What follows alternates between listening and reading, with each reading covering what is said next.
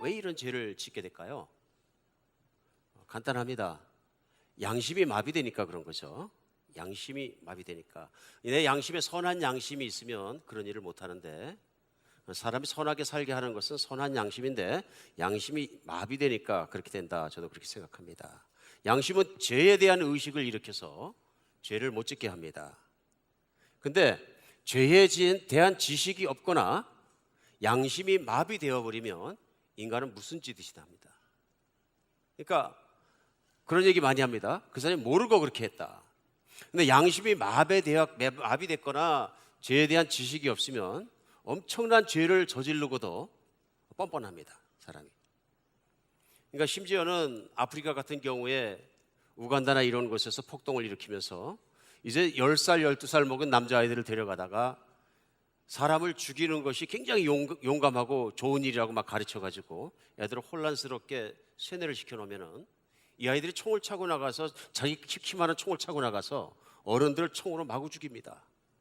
그러고서 막 그냥 자해를 하고 그냥 그 시체를 막 쪼개고 이런 게 이제 영상으로 제가 본 적이 있는데요. 근데 그 아이들을 이렇게 보니까 죄책감이 한 점도 없습니다.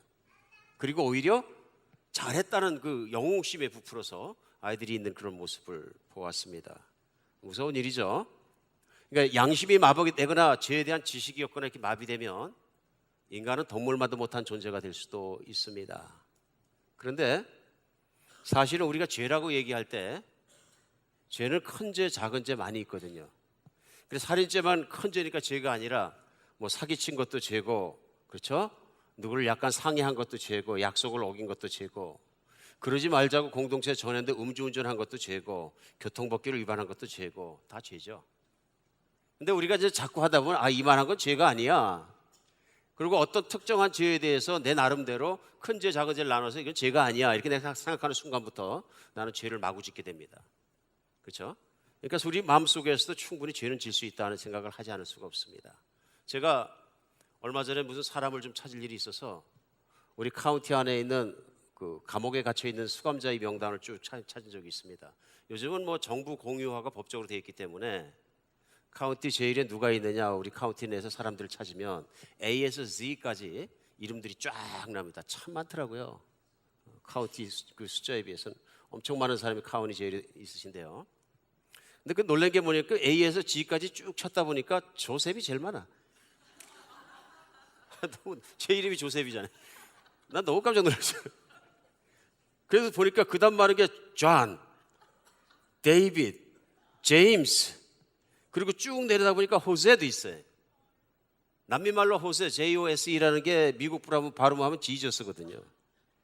기가 막힌 얘기입니다. 다 성경 이름들이에요. 그 이름들 참 황당스럽게 쭉 가다 보니까 이제 한국 이름들이 나오기 시작해. K, 킴, L, 리, P, 팍 하면 막 나오기 시작해. 찾던 사람이 없어서 뭐 저도 호기심에 그랬겠죠. 이 박무슨 씨는 뭘로 들어가셨나 그러고 딱 제목을 클릭해서 보니까 사기, 뭐 음주 무슨 그런 거, 경찰을 방해한 죄, 트레스패싱 막 나와요. 깜짝 놀랐어요. 괜히 찾아봤다. 아는 이름 나올까 봐. 조금이라도 내가 목회자가 되었고 편견을 가지면 어떡하나. 누구나 다 부지 중에 지은 죄 때문에 제 이름 갈 수도 있고 수갑도 찰 수 있는 건데 괜히 그래가지고 이름을 봐가지고 판단하면 어떡하나 두려움이 있어서 얼른 껐습니다. 개인적인 죄가 있을 수 있죠. 또 그렇죠? 뭐 제일까지 안 가는 죄를 할지라도 애들하고 어디 놀러 간다고 약속했는데 시커멓게 잊어버리고 꿀꺽 해버리면 애들 입장에 봤을 때는 아버지가 죄죠. 우리 아버지 나한테 죄 졌다. 약속도 안 지키고 죄 맞죠. 또 아내에게 철떡까지 약속하고 무릎 꿇고 서약했는데 말 안 듣고 안 쳐다보고 바람 핀 거 큰 죄죠. 안 봤어도 죄죠. 그러니까 우리는 죄를 졌다는 걸 아는 거죠. 그 순간에 죄책감은 갖고 있지만 그냥 잊어버리면 되지. 잊어버리고 노력하죠. 오늘 사는 현대인들이 죄 얘기하는 걸 별로 안 좋아합니다. 그래서 왜냐하면 죄가 가지고 있는 무게를 내가 가지고 있는 걸 싫어하는 거예요. 왜냐하면 그게 불행하게 만들거든요. 정신적으로 어둡고 답답하고 힘들고 고통스럽거든요. 그래서 죄에 대해서 많이 얘기하는 곳이 있으면 제일 먼저 우리가 많이 뭐예요? 회피합니다. 피하면 되거든요. 그러니까 누군지 모르겠는데 죄를 자꾸 생각나게 하면은 언짢죠. 그렇죠? 근데 특별히 이제 집에서 예를 들면은 아내하고 사는데 아내가 내 죄를 자꾸 생각나게 하는 사람이야. 피하고 싶어진 1호가 되는 거죠. 우리 아내는 좀 내 피하고 싶다. 같이 있으면 막 정죄감이 들어서 살 수가 없다. 뭐 그렇게 될 수도 있겠죠. 그걸 우리는 잔소리라는 얘기도 가끔 하지 않는가 한번 생각해 볼 필요가 있는 것 같습니다. 누구나 죄를 가지고 있지만 죄에 대한 이야기는 피하려고 합니다. 또 죄에 대해서 많이 얘기하는 교회도 피하려고 하는 것 같습니다. 정말 그렇습니다. 그래서 오늘날 교회에서 죄에 대해서 많이 얘기하면 교회가 부흥하지 못한다.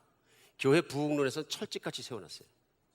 교회를 부흥시키려고 하면 죄에 대해서 많이 얘기하지 말고 예수님만 믿으면 천국 갈 수 있다는 포지티브 사이드, 좋은 쪽과 가능성 있는 쪽을 계속 강조해줘라. 그러면 기쁨 때문에 사람이 많이 모인다. 그래서 심지어는 뭐라 그러냐면요, 지옥 간다고 겁줘가지고 교인들을 갖다 믿게 억지로 만들지 말고 실제로 복음 속에 있는 기쁜 쪽, 밝은 쪽을 많이 얘기해줘서 그것만 믿으면 좋은 일이 있어도 천국 가면 되는 거 아니냐. 그런데 왜 그렇게 말씀을 전하느냐. 심지어는 미국에서 아주 유명한 목사님까지도 목사님 앉혀놓고 교회 성장론을 말씀하시면서 그렇게 가르치시고 아멘하고 받는 목사님들을 제가 본 적이 있습니다. 죄를 피한다 그래갖고 죄가 없어지는 건 아닙니다. 없는 것처럼 생각한다 그래서 그 문제가 없어지는 것도 아니고, 때에 따라서는 우리가 몰라서 죄를 짓는 경우도 있습니다. 몰라서 죄를 인식을 못한 거예요. 죄로 많이 겪는 게, 우리 이민 와가지고 일전에도 어떤 할머니께서 풀장에서 손자 데리고 갔다가 미국 아이 나왔는데 너무 이쁘게 생겼으니까, 애들 이쁘잖아요. 아이고 이놈 이쁘게 생겼다, 고추 좀 따먹자 그러고 따라다니셨는데 큰 문제를 일으키죠. 그죠?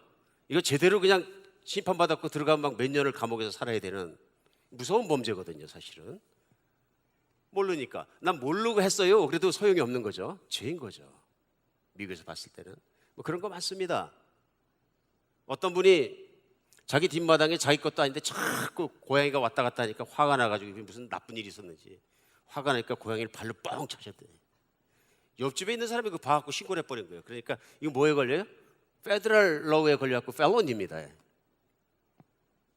그래서 심판받으면 한동안 지옥 같은 감옥에서 살아야 돼요. 그럼 몰라서 그랬습니다. 이게 안 통하는 거죠. 법이니까. 그것도 연방법이니까 펠론에 걸려가지고 심각한 문제가 된다. 그러니까 어떤 분은 화날지 모르는데 고양이를 찾다고 사람을 갖다 막 몇 년씩 감옥에 가두는 게 말이 되냐. 그럼 뭐라 그래 판사가? 그게 당신이 사는 나라 법이니까 법을 지켜야 되죠. 법을 어기면 죄인이다 얘기합니다. 그러니까 죄는 때에 따라서 피하고 싶고 듣고 싶지 않고 도망가고 싶고 모른 척하고 살고 싶고 모르고 살니까 속 편하고 그렇게 생각하는 경우가 많이 있는 것 같습니다. 그런다고 해서 발각이 안 됐다고 해서 죄의 결과가 드러나지 않는 건 아닙니다. 언젠간 드러납니다. 제가 말씀을 전하는 중에 한 이틀 전인가요?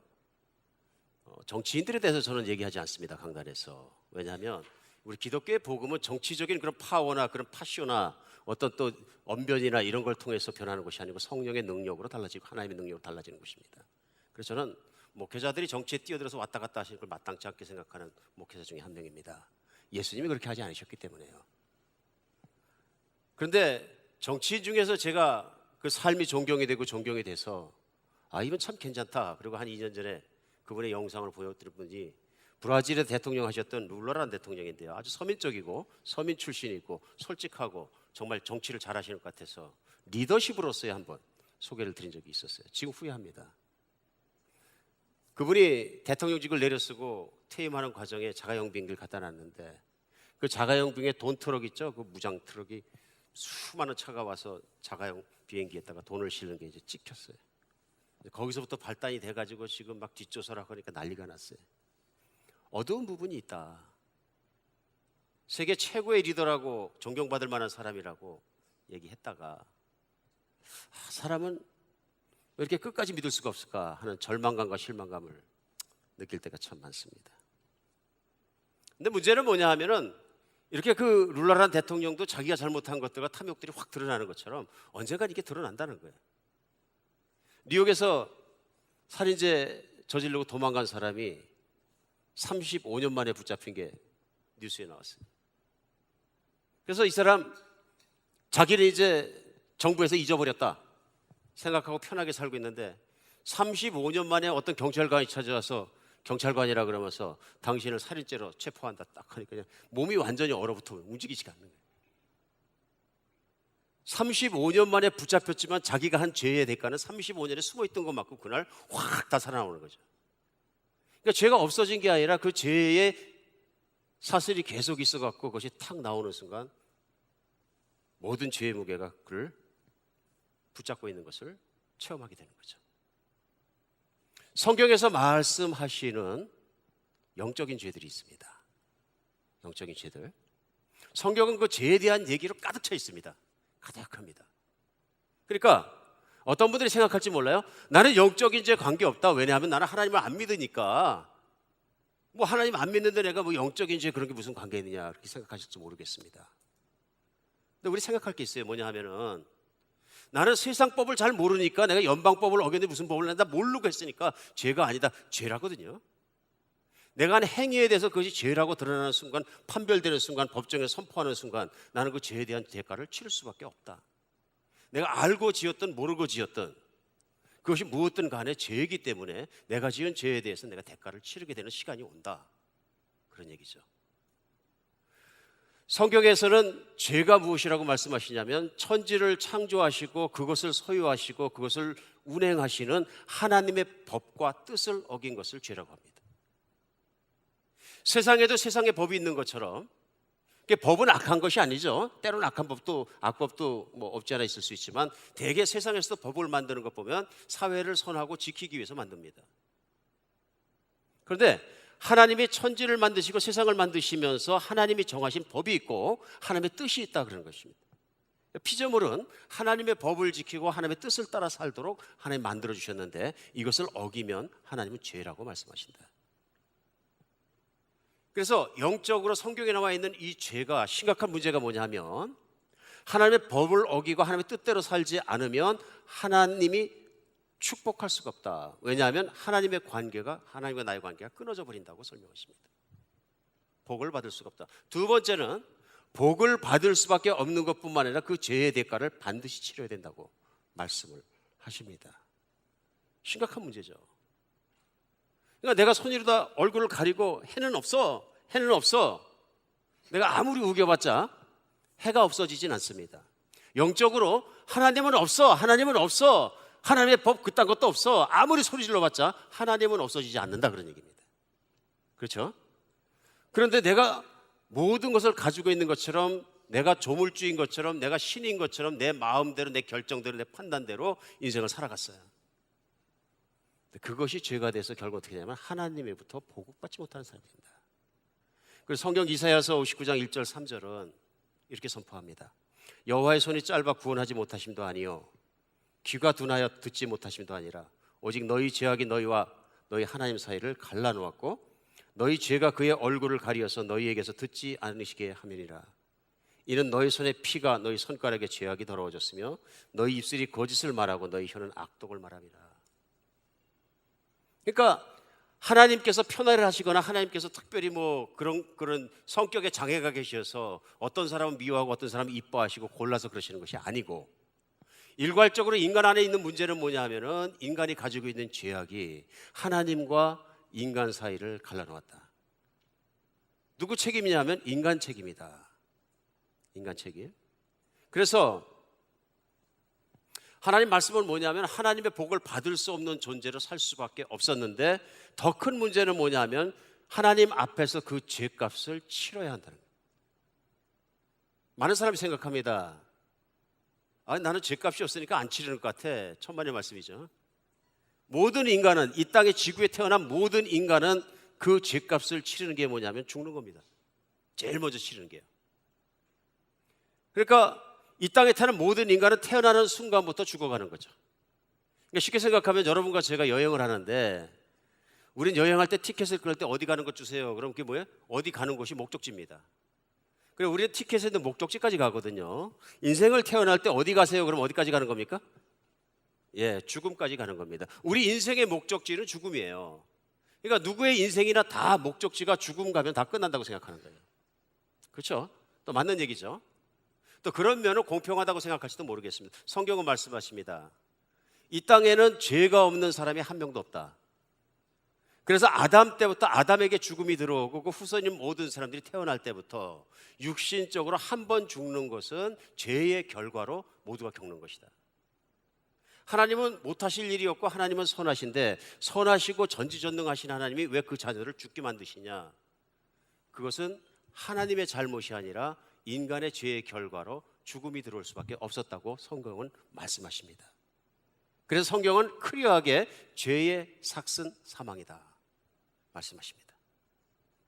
그런데 우리가 더 생각해 봐야 될 게 뭐냐면, 그럼 내가 어차피 살다가 마음껏 살다 죽으면 사망으로 제 대값을 갚은 거니까, 죄값 갚으니까 나는 그냥 사는 동안만 열심히 잘 살면 되겠네 생각할 수 있습니다. 그런데 이건 너무 낭만적인 생각이에요. 성경은 더 심각하게 말씀하세요. 여기서부터가 문제입니다. 죽음은 그게 끝이지 죽음으로 내가 죄의 대가를 그게 아니고요. 죽음은 모든 사람에게 들어오는 것이며 죽음 이후에 심판이 따라온다고 말씀하시네요. 그래서 히브리서 9장 27절은 뭐라고 말씀하시냐면요, 한 번 죽는 것은 사람에게 정해진 것이요 그 후에는 심판이 있으리니 하고 말씀하세요. 한 번 죽는 것은 타락함으로 말미암아 모든 인간이 죽을 수밖에 없지만 죽음으로 끝날 수가 없고 죽음 뒤에 그 죄에 대한 심판이 따라온다. 무슨 얘기냐면 하나님의 법정에 서는 순간이 죽음 뒤에 온다 이런 얘기예요. 그러니까 하나님의 법정에 섰는데 당신은 이런 죄가 있다. 당신은 하나님의 법을 따르지 않고 살인한 죄가 있고 배신한 죄가 있고 악한 죄가 있고 뭐 다 피 흘린 죄가 있고, 오늘 이사야서 59장 1장 3절에 쭉 저는 사람 칼로 안 죽였는데요, 총도 안 썼는데요. 그럼 하나님 뭐라 하시면 하나님의 법에서 사람을 미워하는 게 살인이라. 하나님 원래 인간을 살인하도록 남을 미워하도록 만드시지 않았느니라. 내가 미워하기로 결정해서 그러니라. 무서운 일이죠. 그러면서 판결을 내리는데 너의 죄는 해결되지 않았으므로 지금부터 죄의 대가를 치르라. 재판장이 딱 판결하고 나면 그 다음에는 되돌릴 수가 없는 거죠. 그래서 죄를 하나라도 가지고 있는 사람이 들어가는 준비된 것이었냐면 죽음 이후에 지옥이라는 거죠. 거기에는 끓는 불이 있고 뜨겁고 아프고, 그런데 문제는 뭐냐면 구더기도 죽지 않고, 성경 말씀입니다. 구더기도 죽지 않으니까 당연히 사람은 죽지 않는 거죠. 문제는 뭐냐면 죽기 원해서 제발 좀 죽여주세요 하는데 죽음을 받지 못하고 영원히 타는 불 속에서 타는 것 같으리라. 저는 전쟁에 나가본 경험이 없으면 너무 감사해요. 저희 아버님 세대는 전쟁을 체험한 세대인데요, 3년 꼬박 전투하셨다고 그러던데 살아남은 게 기적이라고 늘 말씀하셨는데 비참하겠죠. 전쟁터 우리가 안 가봐서 그렇지 막 사람이 막 몸이 파열돼서 날아가고 막 이런 거 얼마나 비참하겠어요. 제정신이 아니라 그러더라고요, 옆에서 그런 것만 봐도. 근데 비슷한 걸 제가 본 적은 있어요. 제가 19살 먹었을 때 1974년도 크리스마스 날 봤어요. 친구들하고 놀기 위해서 서울에서 다운타운 나갔는데 갑자기 뉴스가 나왔어요. 그때 호텔이 많지 않았는데 을지론가 태계론가 대형가 호텔이라는 호텔이 있었어요. 그게 크리스마스 날이었어요. 저녁이었는데 다 뛰어갔어요. 이제 그 밑에 가니까 벌써 뭐 불자동차하고 사람들하고 까득 불구경하러 간 거죠. 근데 잘못 갔구나 하는 생각이 들어요. 너무 비참해서. 불이 아래층에 나서 타 올라가기 시작하는데 굉장히 빨리 올라가는 거예요. 고층으로 올라가는데 고층 사다리가 3층밖에는 올라가지가 않아요. 1974년도 얘기죠. 헬리콥터도 없고. 그러니까 위에 사람이 창문에 가득 있는데 한 층씩 막 도망가는 거예요 이제. 근데 다 올라갔는데 도망갈 데가 없는 거예요. 그러니까 이 사람들이 고층 빌딩에서 내려다보다가 자꾸 화염하고 이런 게 올라오니까 어차피 질식해 죽게 생겼으니까 유리를 깨는 거예요. 의자나 이런 것들로. 그러고서 밖을 쳐다보다가 불길이 들어오니까 할 수가 없으니까 뛰기 시작하는데요. 처음에는 보니까 다 매트리스를 깔고 뛰는 거예요. 현명한 생각이죠. 근데 그때 제가 알았어요. 아, 그렇게 뛰면 안 되는구나. 뒤집혀져. 한 명도 그대로 떨어지는 사람이 한 명도 없고요. 다 뒤집혀져. 이게 무게와 밸런스를 못 잡아서 그런가 봐요. 바람이 있어갖고. 뒤집히면 매트리스 따로 사람 따로 춤추면서 막 떨어져요. 진짜 영화 본 것처럼 춤추면서 막 다 떨어지고 발버둥 치는 거죠. 무서우니까. 그러고는 그냥 그 아래 콘크리트 바닥에 딱 떨어지면 유리 그릇이 깨지듯이 머리가 깨지고 몸이 깨지고 피가 나고 머리가 하얗게 쏟아지고 그걸 코앞에서 이렇게 보는데요. 이게 잘못 왔다. 정말 비참했어요. 한두 명이 아니라 막 몇십 명이 막 뛰어내리는데 계속 뛰어내리는데 나중에 매트리스 없이 그냥 그 뭐죠? 예, 그 커튼을 찢어가지고 망토로해서 뛰어내리시는데 그런 건 뭐 바람에 관계없이 그냥 떨어져요. 수많은 죽은 시체가 아래 깔려 있고 막 불은 타올라 가고 야 이게 지옥이구나. 인간의 최후도 이렇게 되나. 그런 생각을 제가 어릴 때 한 적이 있어요. 그 인간의 종착역에서 무슨 일이 일어나느냐 아무도 모르지 뭐. 그러니까 그냥 살아있는 날 동안 잘 즐기고 열심히 해서 잘 살면 되지. 근데 성경은 그렇게 말씀하시고 모든 사람이 죽은 후에는 심판이 따르리니 심판이 따르니 하나님의 법정 앞에 서야 되는 시간이 오르니 우리가 행한 대로 갚아주겠다 하나님께서 말씀하시거든요. 이거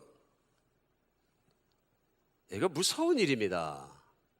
사람은 죽은 뒤에 심판이 없다. 아무것도 없다. 내가 주장해서는 되는 것이 아닌 게 뭐냐면 내가 그걸 결정하는 존재가 아니거든요. 맞습니까? 나는 법을 그래서 안 어겼어. 영적으로 나는 하나님께 죄가 없어. 그런다고 해서 죄가 없는 건 아니고 그 죄가 있다고 판정하시는 분은 하나님이시거든요. 미국에서도 마찬가지죠. 법정에 끌려갔는데 내가 죄가 없다고 난 몰랐다고 아무리 그래봤자 몰랐다고 소용이 없는 게 이미 죄를 저지른 거죠.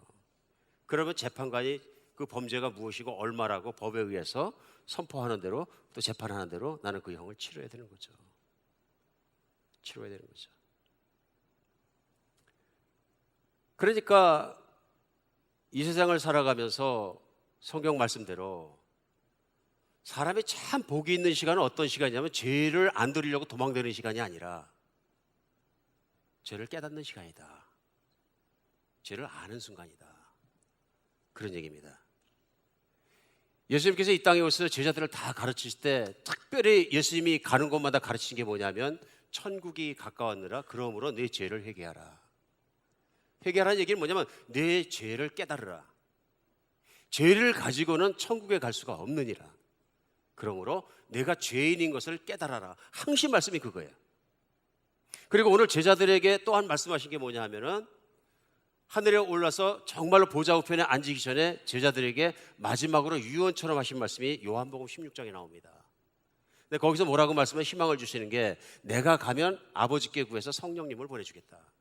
근데 그 성령님이 오시면 너희를 위해서 일하는데 첫 번째 일이 뭐냐면 이거예요. 16장 7절로 8절. 그러나 내가 너희에게 실상을 말하니 내가 떠나가는 것이 너희에게 유익이라. 내가 떠나가지 않으면 보혜사가 너희에게로 오시지 아니할 것이요.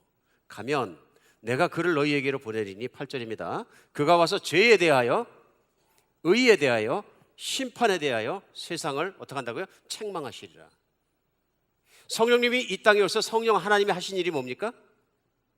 죄에 대하여 하나님의 뜻대로 살지 않고 있는 것에 대해서 하나님의 의에 대해서 그렇죠? 그리고 인간의 끝에 심판이 있는 것에 대해서 세상을 꾸짖으시라. 꾸짖으시라. 그러니까 오늘날도 하나님을 믿는 사람 중에서 성령의 사람들이 세상 안에서 하는 일은 뭐냐면 하나님의 말씀을 선포하면서 죄에 대하여 의에 대하여 하나님의 심판에 대해서 선포해야 된다는 얘기죠. 그 사람이 성령의 사람인 거죠. 하나님의 심장과 하나님의 마음과 하나님의 진리와 하나님의 뜻을 아는 사람, 그 얘기죠. 사람들이 좋아하는 것이 아니라 사람의 마음을 아는 사람이 아니고 하나님의 마음을 아는 사람. 근데 성령님이 와서 죄에 대해 의에 대해 심판에 대해서 세상을 책망하는 것이 왜 좋느냐 하면요, 하나님이 그 죄를 해결할 수 있는 길을 열어주셨거든요. 그러니까 은혜라는 건 뭐냐면 우리가 교회에서는 은혜 하는 단어를 많이 씁니다. 은혜라는 얘기는 뭐냐면 하나님이 복을 대값이 그냥 주신 걸 얘기하거든요. 근데 그 은혜가 뭐냐면 제일 먼저 내가 죄인이구나 하는 걸 깨닫게 해주시는 게 은혜. 언제요? 내가 죽고 그 다음에 하나님의 법정에 가서 너는 죄인이야 하고 죄인의 선고를 받기 이전에 이 땅에 살아가는 기간 중에 하나님께서 은혜로 나는 죄인이네요. 어느 날 덥석 내가 죄인이라는 게 믿어지고 생각나고 죄의 무게가 느껴지는 거예요. 이거는 피해야 될 일이 아니라 오늘 성경 말씀 요한복음에서 예수님께서는 은혜라 그러시는 거예요. 그게 은혜 받은 사람이다. 그러니까 은혜 받은 사람이 고민하는 건 뭐냐면 그럼 이 죄를 어떻게 할까 고민하거든요. 맞습니까? 이 영적인 죄를 알았는데 그럼 이 죄의 무게를 이걸 어떻게 하란 말이에요. 내 과거에 생각해 보니까 하나님 앞에 내가 하나님을 잘 섬긴 것도 아니고 뭐 참외서리도 하고 수박서리도 하고 무서리도 하고 한 게 한두 가지가 아닌데 학교 옆에 있는데도 때리고 미워하고 찌르고 뺏기도 하고 나는 일진은 아니었지만 그래도 학교에서 건들건들했고 뭐 다 생각나고 뭐 옛날에 했던 거 뭐 낙태한 거 뭐 다 생각나잖아요 이제. 그렇죠? 내가 애인을 배신했던 거 다 생각이 나고 거짓말한 거 선생님 속인 거 부모 속여서 수련장 갖고 뭐 팔아가지고 뭐 어떻게 한 거 내가 진실되지 못하고 거짓됐다는 것이 다 생각이 나면서 막 죄가 막 들끓는 거예요. 들끓는 거예요. 예전에는 아무것도 아니라고 생각했는데 이게 갑자기 큰 문제로 막 나를 누르고 생각나게 하기 시작하는 거예요. 그러면은 하나님 말씀에 귀를 기울이기 시작합니다. 되게 어떻게 그럼 제 문제를 해결해 주신다는 거야?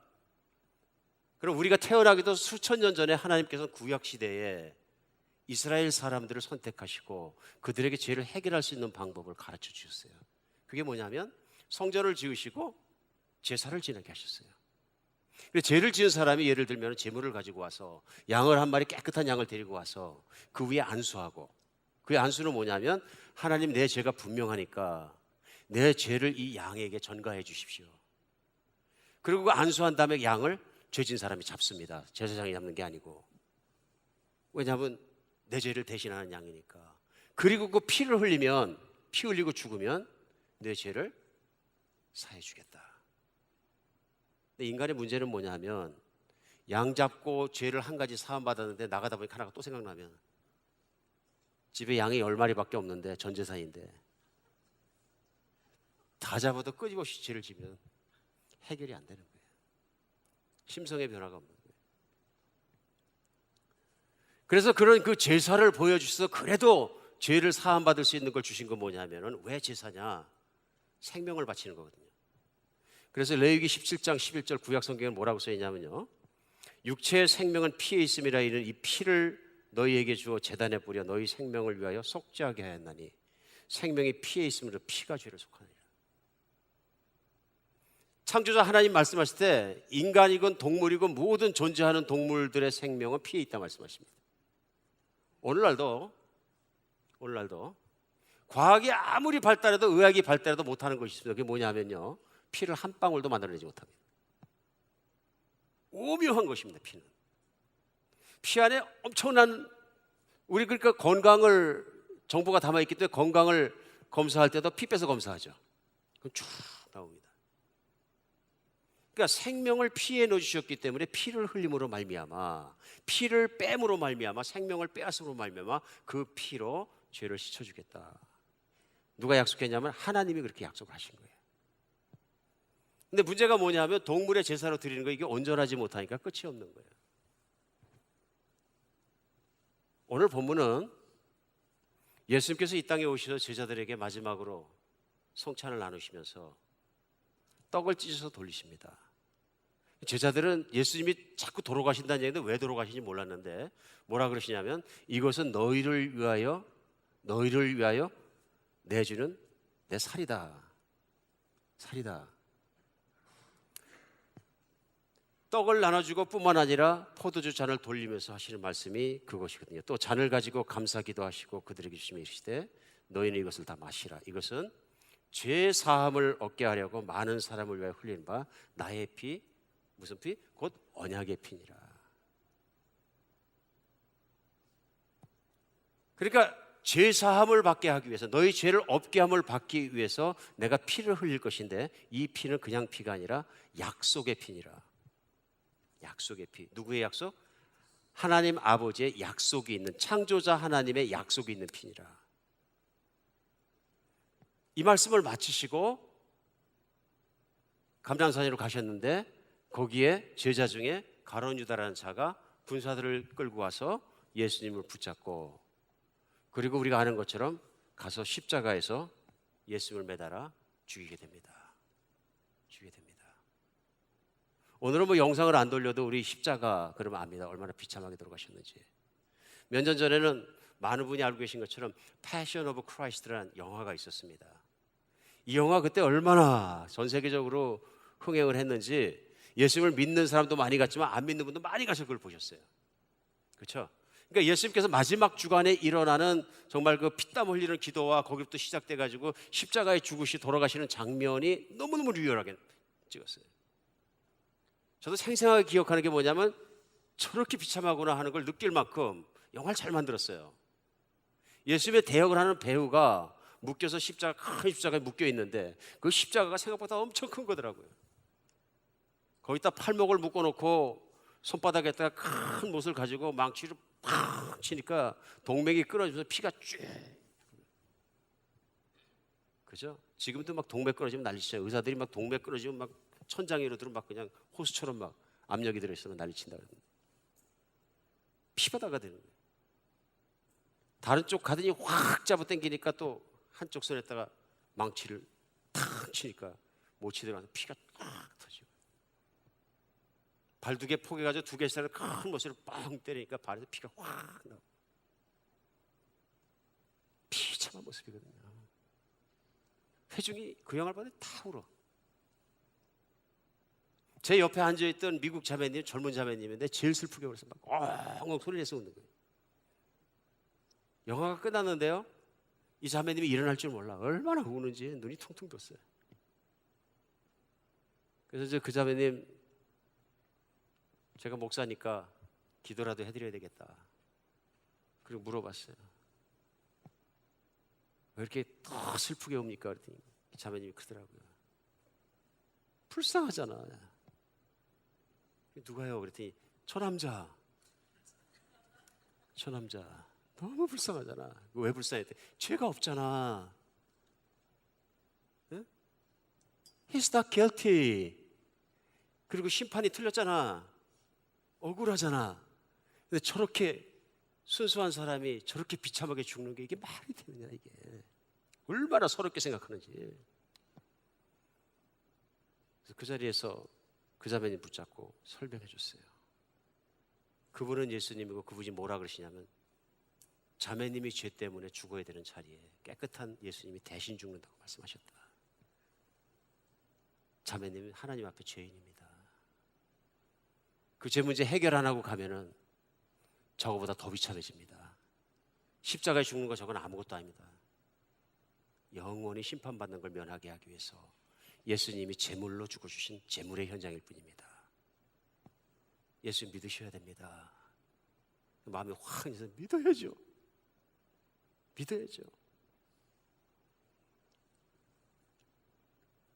정말 그렇습니다. 인생을 살다 보면 나는 죄가 없어. 난 죄 몰라. 살 수 있을지 모르지만 하나님은 그 죄에 대해서 심각하게 생각하신다는 게 그 아들 예수 그리스도를 돌아가 계신 십자가의 문제예요. 나는 그 죄의 문제를 이렇게 심각하게 생각한다. 그리고 그 아들을 죽게 하시기까지 하나님께서는 우리에게 보여주신 것이 있습니다. 그것은 뭐냐면, 내 아들 예수만 믿으면 내가 심판의 그날에, 법정에 서는 그날에 너를 죄 없다 하겠다. 그래서 언약에 핀 거죠. 내가 너의 죄를 싹 없애주고, 그냥 없어지는 게 하나만 없어지는 게 아니라 모든 죄를 깨끗하게 없어지고, 내가 죄가 없어지니까 내가 받아주겠다. 약속입니다. 성경의 말씀이 우리에게 들어오기까지는 나는 죄 없다고 알지 못하니까, 깨닫지 못해서 그렇게 살지 모릅니다. 그러나 성경의 말씀이 들어오고 성경의 말씀을 듣고 예수님의 얘기도 듣고 십자가의 얘기 듣고 모든 걸 들었는데, 그럼에도 불구하고 믿지 않고 마지막에 법정에 쓴 사람은 벌이 더 세다. 그럴 수밖에 없겠죠. 하나님의 모든 기회가 있었는데 그럼에도 불구하고 내가 그 말씀을 믿지 않고 받아들이지 않게 되면 더 교만하다. 사실 이런 거 생각해 보면은 오늘 죄의 무게가 갑자기 나를 누르기 시작하고, 그럼 내가 이 죄 문제를 해결하지 않고 오늘이라도 교통사고 나서 죽게 되면은 죽은 다음에 내가 하나님의 법정에 서서 심판을 받을 때 너는 유죄. 그거 생각하니까 그 죄의 무게가 눌려가지고 내가 힘들다. 그럼 오늘 길이 있는 겁니다. 그게 뭐냐면 예수님께서 십자가에 나를 위해 희생으로 못 박혀 죽으실 때, 예수의 말씀대로 내가 너를 위하여서 내 피를 흘리고 내가 너를 위해 죽었다는 것을 믿으면 하나님 아버지께서 약속하신 것처럼 너는 무죄가 된다, 너는 하나님의 자녀가 된다 하는 그 말씀이 기가 막힌 말씀이 됩니다. 근데 이게 안 믿어질 때는 별 관계가 없습니다. 그러나 한 가지 분명한 거 있습니다. 내가 그것이 심각하게 생각하든 안 하든 마지막 날에 나는 반드시 심판의 자리에 설 것이다 하는 것이죠. 오늘 말씀을 전하는 저의 임무는 그 하나님의 말씀을 전하는 것까지입니다. 이제는 들으신 분들이 결정해야 되는 거예요. 결정해야 되는 거예요. 제가 인생 40년을 어머니 손 붙잡고 한 20년을 갖다 그 전에 교회를 다니면서 설교를 듣고 세례를 받고 그러면서 그게 무슨 뜻인지 잘 몰랐어요. 가슴 깊이 안 오는 거예요. 십자가가 무슨 뜻인지. 당신은 예수를 믿습니까? 예, 대답하면서도 그 심각성을 깨닫지 못했는데, 어느 날 인생을 절반쯤 살고 사는데 그 죄라는 게 얼마나 심각한 건지 막 밀려 들어오기 시작하는데 정신을 못 차리겠는 거예요. 얼마나 무겁고 두렵고 떨리고. 그때 바라본 예수님의 십자가와 보혈은 전혀 다른 거예요. 전혀 다른 거예요. 오늘 저는 그냥 지나가는 종교주의나 그냥 지나가는 고난의 주간이 아니라 십자가에 피 흘리고 매달려 죽으신 하나님의 아들 예수 그리스도가 나의 죄 때문에 그런 무게 속에서 다시 한번 뜨겁게 만나지는 그런 날이 되었으면 좋겠습니다. 왜냐하면 히브리서 10장 17절은 하나님 약속이, 그렇게 예수님이 나를 위해 죽으신 걸 믿는 사람마다 그들의 죄와 그들의 불법을 내가 다시는 기억하지 않겠다고 약속하시기 때문입니다. 오늘도 예수님께서 나의 피, 나의 언약의 피라고 말씀하신 것처럼 그 말씀이 믿어지는 날 됐으면 좋겠습니다. 엄마 뱃속부터 교회를 다녔으면 죄가 없느냐? 죄가 있는 거죠. 죄는 언제 없어지느냐? 내가 진짜로 죄의 문제 때문에 신음하고 그 죄의 문제가 예수님께서 십자가에 못 박혀 죽으시고 피 흘려 죽으셨을 때 내 죄 때문에 돌아갔던 걸 믿고 예수님 때문에 제가 살아나고 예수님이 저의 주님이시고 저의 구원자시고 예수님께서 피 흘려 돌아가시 않았다면 저는 죄인일 수밖에 없고 지옥에 떨어서 평생을 영원히 내가 신음할 수밖에 없는 존재를, 구더기만도 못한 존재를 하나님 나를 살려주셨습니다. 내가 죄가 있습니다. 그걸 고백하고 예수님을 붙잡는 것, 그래서 그것이 정말 나를 변화시켰을 때 그게 내가 변화되는 순간이고 죄로부터 자유해지는 순간인 것이죠. 교회를 얼마 다녔느냐 그것도 문제가 아니고요. 문제는 뭐냐 하면 내가 얼마나 죄의 심각성을 깨닫고 예수 그리스도의 그 십자가를 감사하며 그 보혈로 용서받은 것을 기뻐하느냐. 내게 신앙 고백이 있느냐, 나는 정말로 하나님의 용서 없이는 살 수 없습니다 하고 그렇게 하나님께 의지하고 받아들이고 예수님께 의지한 시간이 있느냐 하는 게 우리에겐 더 중요합니다. 오늘 말씀 듣는 어떤 분에게는 인생에 그런 변화가 있는 중요한 날이 되었으면 좋겠습니다.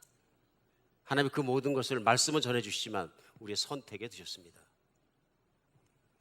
오늘 두 번째로 또 어떤 것이 있냐면은 우리가 신앙생활 오래 하고 예수님도 알고 십자가도 알고 보혈도 하는데 신앙생활 하다 보면은 십자가의 얘기를 듣고 심지어는 예수님 얘기를 들어도 마음이 냉랭하고 아무 감흥이 없는 사람도 있습니다.